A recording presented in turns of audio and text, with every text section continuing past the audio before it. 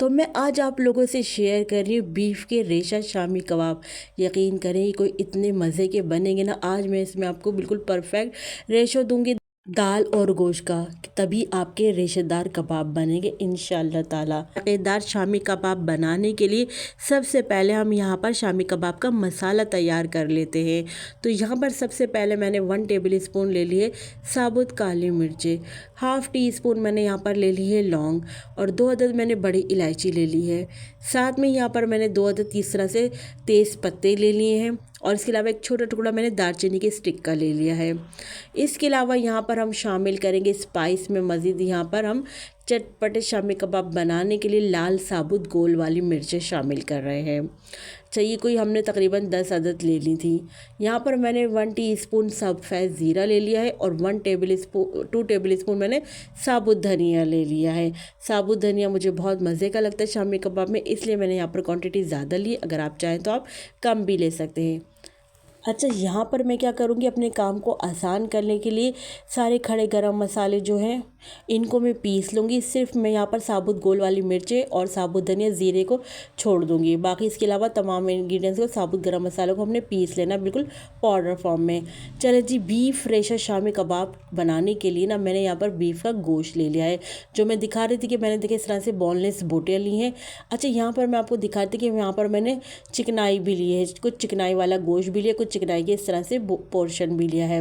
वो इसलिए लिया है कि मैं आपको बताती हूँ इसका रीज़न, कि जब आप चिकनाई डालेंगे ना गोश्त में, इसका जब यखनी बनाएंगे तो यकीन कर जब चिकनाई का अर्क निकलता है ना, उससे आपके शामी कबाब ना बड़े ही क्रिस्पी बनेंगे। अगर आप लोगों ने कभी चिकनाई नहीं डाली तो इस बार मेरे कहने से ज़रूर डाल लीजिएगा।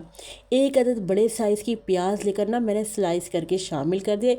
एक पूरा फूल मैंने साबुत लहसुन का शामिल किया है, तकरीबन 1.5 फूल मैंने ले लिया था लहसुन का। आगे जाके मैंने आधा और मज़ीद फूल मैंने शामिल कर दिया था। लहसुन बड़ा ही गज़ब का लगता है शामी कबाब में। अच्छा, यहाँ मैं आपको चने की दाल दिखा रही थी। अच्छा, जितने आपका गोश्त है ना उससे आधी आपने दाल ले लेनी चाहिए, जब भी आपकी क्रिस्पी क्रिस्पी रेशेदार शामी कबाब बनेंगे। यहाँ पर तकरीबन मेरे पास गोश्त कोई 1.5 किलो गोश्त मैंने ले लिया है। 1.5 किलो गोश्त में मैंने 750 ग्राम यहाँ पर चने की दाल ले ली। अच्छा, मैंने इसको पहले से भिगो के नहीं रखा है, हाथ के हाथ बस जस्ट मैंने इसको 2 से 3 बार अच्छे से पानी से वॉश करा और मैंने यहाँ पर साथ में गोश्त के साथ शामिल कर दी, क्योंकि गोश्त और दाल दोनों एक साथ गल जाएंगे। तो ये वही खड़े गरम मसाले हैं जिनको हमने बारीक पाउडर फॉर्म में पीस लिया है। साबुत लाल गोल मिर्चों को हम नहीं पीसा।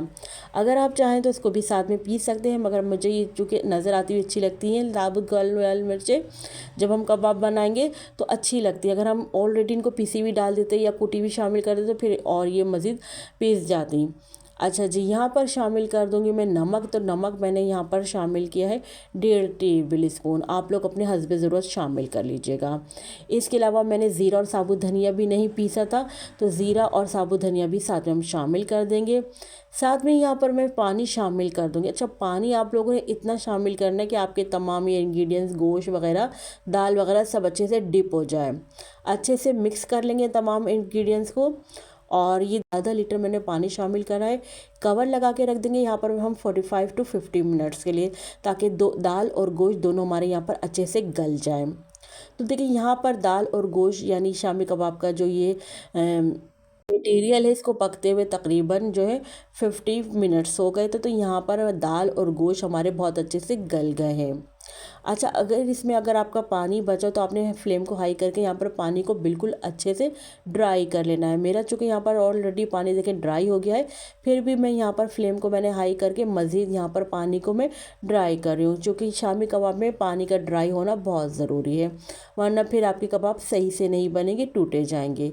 इसलिए हमने यहाँ पर पानी को अच्छे से ड्राई कर लेना, फ्लेम को हाई कर कर जी। अगर तो इस स्टेज पर आप लोगों को मेरी मेहनत, मेरी रेसिपी ज़रा सी भी अच्छी लग रही तो प्लीज़ वीडियो की लाइक ज़रूर करते जाइएगा। और साथ यहाँ पर मैं आपको कुछ सब्जियां दिखा रही थी जिनको हम डालेंगे अपने कबाब के अंदर।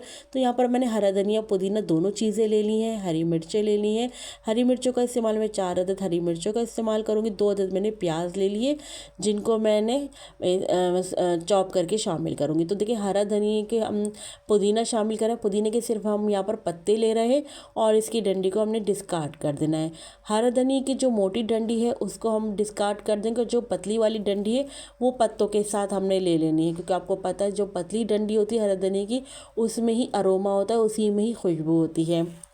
अच्छा जी, यहाँ पर हरा धनिया पुदीना दोनों का मैं इस्तेमाल करूँगी। आप भी शामी कबाब में पुदीने का इस्तेमाल लाजमी किया करें, इससे बड़ी अच्छी खुशबू आती है आपके कबाब में। अच्छा जी, यहाँ पर हरा धनिया पुदीना मैं शामिल करूँ, मैंने इनको वॉश कर लिया था। फिर इसके बाद मैं हरी मिर्चें भी काट कर शामिल कर दूँगी, प्याज को भी मैं यहाँ पर रफली रफली मोटा मोटा स्लाइस करके शामिल कर दूँगी, ताकि हमें इनको चॉप करने में आसानी रहे। तो चलें जी, हमने अपनी मशीन में डाल दिए तमाम इंग्रेडिएंट्स, और अब बस हमने मशीन चला के इनको चॉप कर लेना है। तो मैं इनको बिल्कुल बारीक सा चॉप कर लूँगी। अच्छा, कुछ लोग जो हैं शामी कबाब को फ्रीज़ करते टाइम जो है प्याज नहीं डालते, कि वो प्याज फ्राई कर, जब हम कबाब को फ्राई करेंगे तो कबाब जो है टूट जाते हैं। जबकि क्या है, मैं ऐसा बिल्कुल भी नहीं सोचती। मैं लाजमी शामी कबाब में प्याज डालती हूँ, उससे ही बड़ा टेस्ट आता है, मज़े के लगते हैं प्याज से ही शामी कबाब। तो मेरे तो बिल्कुल भी नहीं टूटते। चलिए जी, हमारे यहाँ पर जो सब्ज़ी थी वो यहाँ पर चॉप हो गई है। अब हम बारी आ जाती इसी में ही, इसी मिक्सी जार में, यानी इसी मशीन में ही हम क्या करेंगे, जो कबाब का मसाला है वो इसी में ही हमने पीस लेना है। तो ये देखिए, इसको मैं अच्छे से निकाल लेती हूँ, फिर हम कबाब का मसाला इसमें शामिल कर देंगे। अच्छा, कोशिश क्या करें आप शामी कबाब के मसाले को हाथ के हाथ पीस लिया करें। जब थोड़ा सा इसका स्टीम निकल जाए तो उसी गर्म में, यानी इतना गर्म हो कि आपको जो है मशीन में ईजिली चल सके, आपकी मशीन ख़राब ना हो सके ना।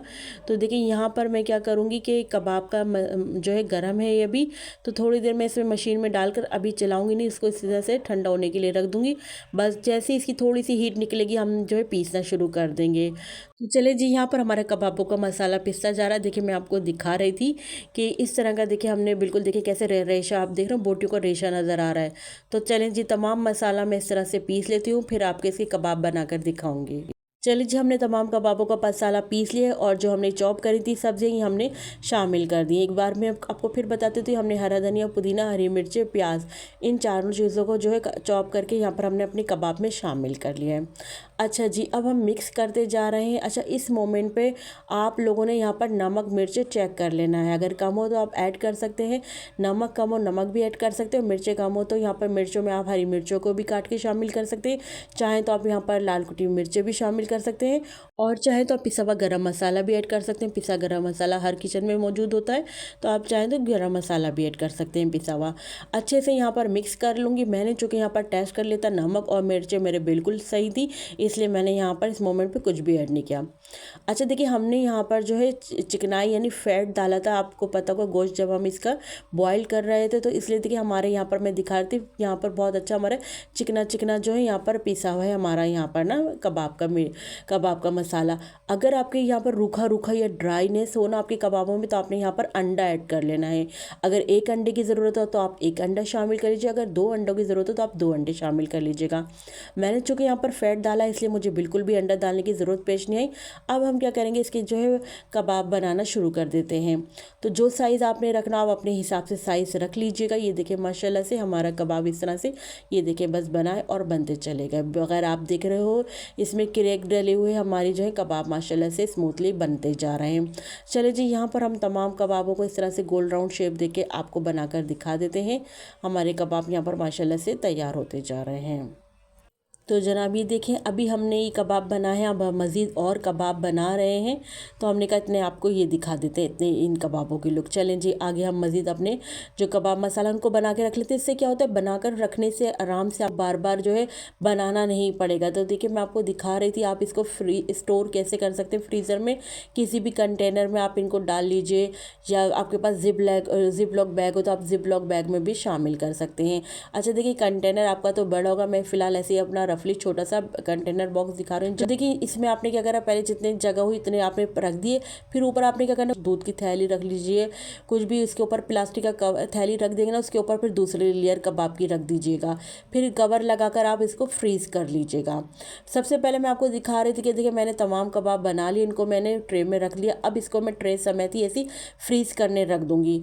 जब इन कबाबों में यानी बर्फ़ आ जाएगी, आइस आ जाएगी, तो फिर आपने क्या करना है, इनको आराम से आपने 1 बाय 1 बंद करके कबाबों को ट्रे में से अलग कर लेना है। फिर आपने इस तरह से देखिए जब मैंने अलग कर लिया, दिख रहा है आप इसमें आइस आ गई है, तो फिर मैंने अब इनको शॉपर में डाल दिया है कबाब को। ये देखें तमाम कबाब हमने इस तरह से शॉपर में डाल दिए हैं। अब आप इस शॉपर में जो है गिरा लगाकर आप इसको फ्रीज़र कर दीजिए। यकीन करें आपके कबाब बिल्कुल एज इट इज़ ऐसे ही रहेंगे, कोई शेप ख़राब नहीं होगी, ना ही आपस में चिपकेंगे, ना ही आपस में जुड़ेंगे। और जब आपको फ्राई करने होंगे ठंडे कबाबों को आपने ठंडे ऑयल में डालकर फ्राई कर लेना है, ना ही आपके कबाब टूटेंगे इस तरीके से कि आपने प्याज डाली है तो टूट रहे हैं, या आपके फ्रीज़ हुए हुए हैं तो बिल्कुल भी ना ही टूटेंगे ना ही चिपकेंगे। तो इंशाल्लाह ताला आप लोगों को ये मेरी मेहनत, मेरी आज की रेसिपी अच्छी लगी होगी। आपके आगे भी आप इसे रखें, यकीन करें अभी से बना कर रख लीजिए, यकीन करें खाकर मज़ा ही आ जाएगा। माशाल्लाह से कैसे आप देख रहे हैं ज़बरदस्त हमारे कबाब बने हैं, बिल्कुल एकदम रेशेदार कबाब बने हैं। जब खाएंगे ना तो मैं कहती हूँ पहला बाइट लेते ही आपके मुंह से वाह निकलेगी, क्योंकि कबाब बनते ही शानदार है। इसकी मेरी रेसिपी आप लोग को पसंद आई होगी। चलती हूँ, अल्लाह हाफिज़।